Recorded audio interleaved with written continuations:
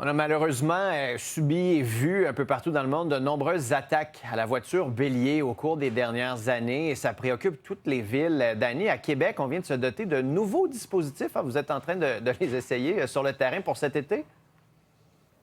Oui, exactement. Je suis dans un garage municipal actuellement. Je vais vous le montrer, ce fameux dispositif. On est la première ville en Amérique du Nord à l'avoir.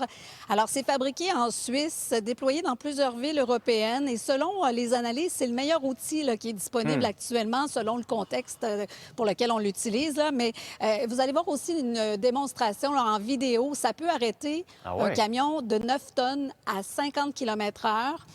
On peut l'installer, le désinstaller rapidement et aucune surveillance n'est requise. Alors ça, c'est très pratique. Et les services d'urgence là, auront les outils nécessaires aussi pour circuler rapidement. Et ce sera testé à Québec cet été. Là. En juin, on va l'installer sur la portion piétonne de la rue Saint-Jean dans le Vieux-Québec, mais ça peut être utilisé 4 saisons. C'est un investissement de 95 000 pour 4 modules. On en installe 2 aux extrémités, à chaque extrémité de la rue. Mais quel a été l'élément déclencheur? Pourquoi la Ville de Québec se dote d'un tel outil maintenant? On écoute un directeur là, du service du transport. 2016, les événements de Nice ont été un wake-up call, si on veut, là, sur l'ensemble de la planète. Chaque événement, on l'a toujours regardé, analysé, puis déployé des choses. Et évidemment, on voit une accélération des événements. Donc, c'était opportun pour nous de continuer à réfléchir puis d'arriver aujourd'hui avec un produit comme celui-là qui va nous donner, disons, une certaine assurance.